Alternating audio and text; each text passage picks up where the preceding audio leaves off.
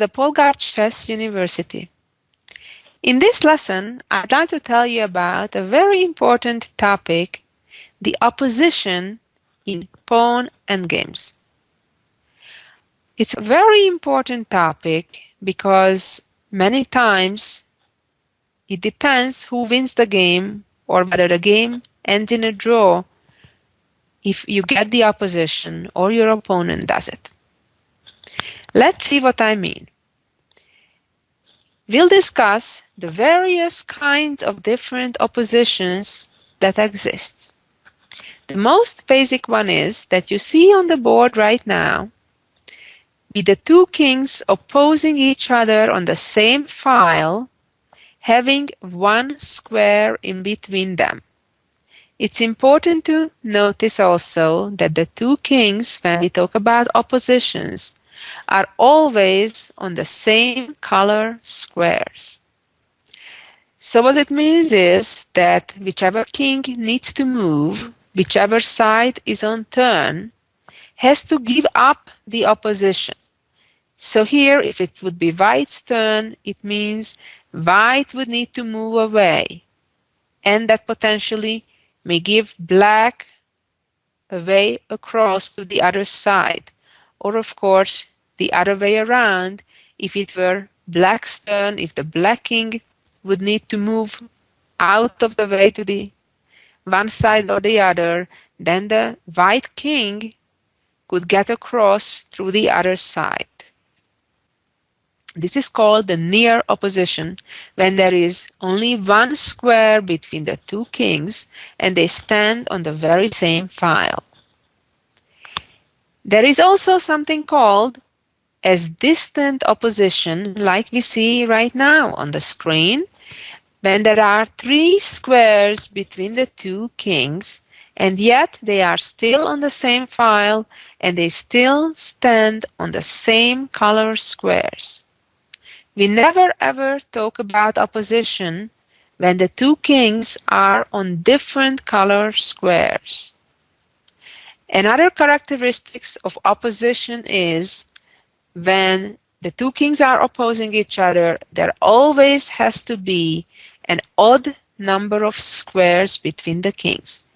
As we said, in the near opposition, it's just one square. In this distant opposition, it's three squares between the two kings, and they have some real distant oppositions sometimes when there are even 5 squares between the two kings. There is also something called side opposition, the same idea. Again, this is a near side opposition. Potentially there could be a side opposition that's distant as well, having 3 or 5 squares in between the kings.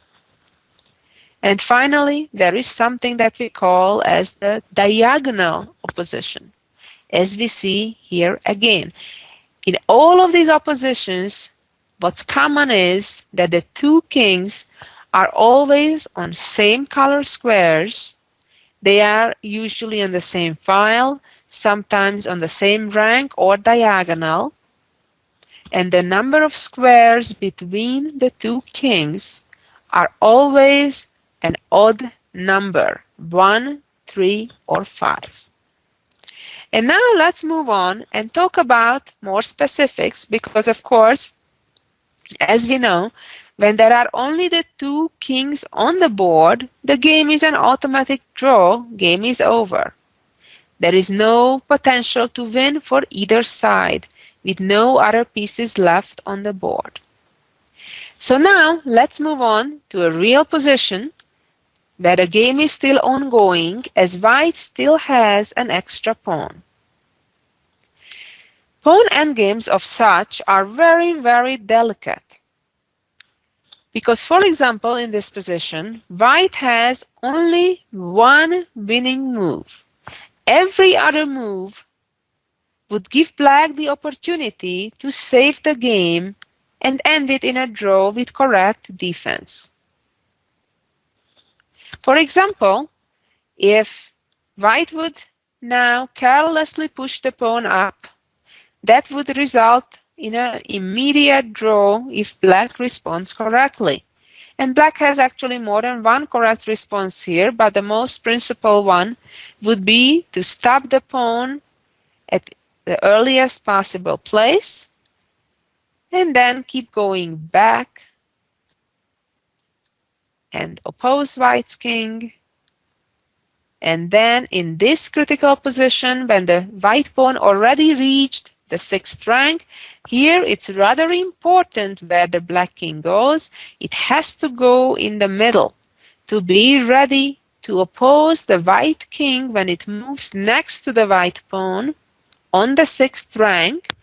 If it moves to e6, then to respond with king e8, or if the white king moves to the other side, then so would the black king, again opposing the white king, and white cannot make progress as after f7 and king f8. The only way to hold on to the pawn is to play king f6, but that would result in stalemate. So going back to the starting position, let's think what may be the way to win for white. Pushing the pawn, as we saw, does not lead to the desired result. The only move that does is to play king to f5 and gain the opposition. Now, black being on move has to move out of the way. If now the black king moves to e7, that would allow for white to move to the other side to g6 and clear the path of the f-pawn. Now after king f8, here white already could win also by pushing the pawn up, but the most principal move would be to play king f6, again gain opposition and force the black king to move to one side or the other, and then the white king can just move to e7, always to the opposite side than the black king did, and then simply keep pushing the passed pawn up as nobody can stop its way. So this is a very important position to remember. Pushing the pawn is definitely wrong. The only correct move is king f5, as we saw in the previous variation. Remember that also king e5 would be a major mistake, because then again the black king could do opposition. And this is especially important as long as the white king is in front of its pawn. If white here pushes f5, in this case it doesn't have importance. The opposition is only important or mostly important when the king with the extra pawn is in front of ahead of the pawn, not when it is next to it. So therefore, in this position, if white would play king to f5, black would again play king f7, and after king g5, play king g7. Very important. Those are only moves that hold the game to a draw. Let's move on to our next example. Here we go. In this position, it is black's turn. Again, black has only one single move that will save the game. All others will lose. In this case, to try to do diagonal opposition would not be a good choice, because the white king would come from the other side and then support the advancement of the d-pawn. Although, for example, if the black king now moves back to d7, it would be a blunder to advance the pawn right away, because that would allow black to gain the opposition. Again, remember, gaining the opposition is crucial when the stronger side's king is right immediately in the rank in front of the pawn. So if the pawn is on the 4th rank, The crucial situation is when the king is on the 5th rank and then the opposing king is on the 7th rank. If the white pawn would be on the 3rd rank, again the crucial situation about opposition would arise when the white king would be on the 4th rank and the black king on the 6th rank. Again, this position would be a theoretical draw because even though white could advance the pawn, black defending correctly, and again, in such situations, the important idea is that the black king needs to go to the middle to be ready to respond with opposition when finally the white king steps next to the pawn, which is on the 6th rank. Here it's crucial that it should be black's turn in this position and not white's. And then again, just like in the previous example we saw, the game would result in stalemate, that is, in a draw. Let's again go back to our starting position where it is black's turn, and the only correct move here is to gain the opposition by playing king c6, and then after king d4, not allowing king e5, playing king d6, and after king e4, king e6. That's right. And as we know, this is a drawn position. And now let's see an example of distant opposition. Here we go. In this position, black again has to be super careful. Trying to move forward, for example, by playing king b7 would lose immediately if white finds the correct move. Can you think of what the correct move is here for white to gain the opposition? It is king to b5, not pushing the pawn. And now, if the black king goes to the right, to c7, the white king would go in the opposite direction to a6, or if the black king goes to the left to a7, then the white king goes to the right to c6 and reaches an easily won position. For example, king c7, king a6, king b8, king b6, king c8, and then the pawn just marches up and gets promoted. Let's go back to the starting position again. And here, the only correct choice is to keep the distant opposition by playing king c8. Now, if the white king advances, then again we keep near opposition. Or, if the white king moves to b5, again, we keep opposition by moving to b7. Again, after king c8, if white pushes the pawn, then the king can just simply move under. Note that now the white king no longer has an opportunity to get in front of his pawn. As I mentioned, when the king is next to the pawn and not in front of it, then opposition is not as crucial at all as it is when the king is in front of its pawn. And here again, black can save the game by remembering the correct move. This is always a very critical moment when a pawn reaches already the 6th rank, only 2 ranks from promotion. Here it's crucial to move the king to the middle, to be ready to meet the white king on the same file where it moves to. If it moves to a6, the black king would move to a8, or if the white king would move to c6, then the black king wants to move at that moment to c8.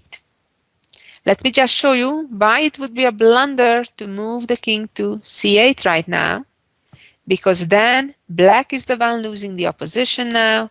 After king b8, b7, black is in zugzwang, cannot remain on b8, stopping the white pawn from promotion, but must move out, and then after king c7, the white pawn will promote on the following move.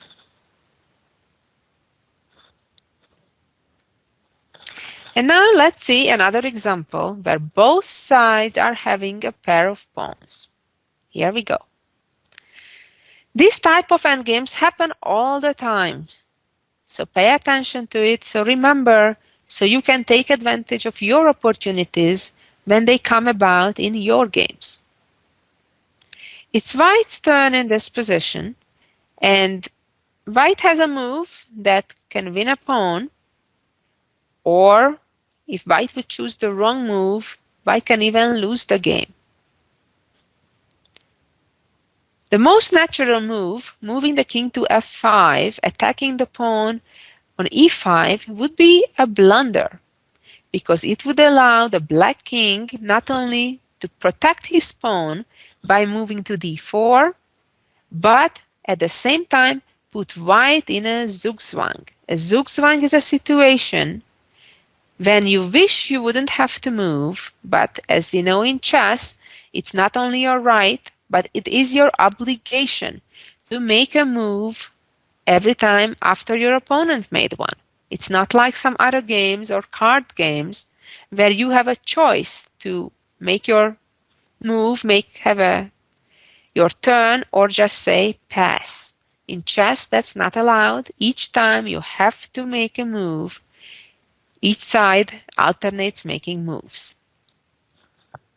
And therefore, right now, the white king must step aside, must step away from its pawn on e4, and after he does so, the black king will capture the pawn, then move out of its way, and simply promote his own passed pawn. And let's go back again to the starting position, because white can do much better than that. The best move for white is to play king to f6.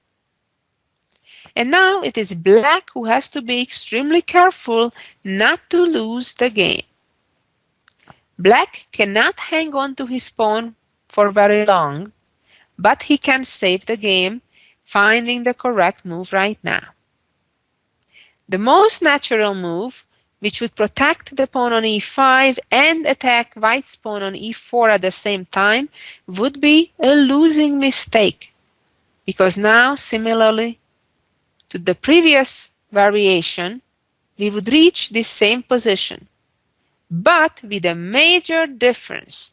Right now, it's not white's turn, but it is black's.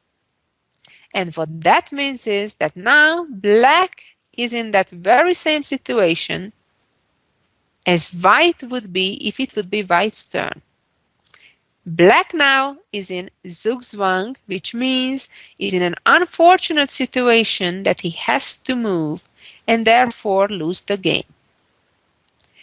So when the black king now moves out of the way, white will do exactly the same by capturing the pawn, being in front of his pawn, and then moving out to the side and promote his passed pawn. So in this position, after white plays king f6, black has to admit that he cannot successfully hold on to his pawn on e5, however has to look for a way to save the game. And the method in saving the game in such situations is to be ready to meet the white king with opposition the moment that the white king captures the pawn. So what does that mean specifically? It means that when the white king captures on e5 the black pawn, black wants to be able to move at that very moment his king to e7. That's the crucial square where the black king wants to be the moment the white king captures the pawn on e5. Therefore, the correct move is king to d6, protecting the pawn for the moment, and then white, when the king goes to f5, putting black in zugzwang as no longer being able to protect the pawn on e5. Now it's important that the king goes to d7 and not anywhere else, and only the moment when the white king captures the pawn on e5, then to move the king to e7, gaining opposition and therefore saving the game.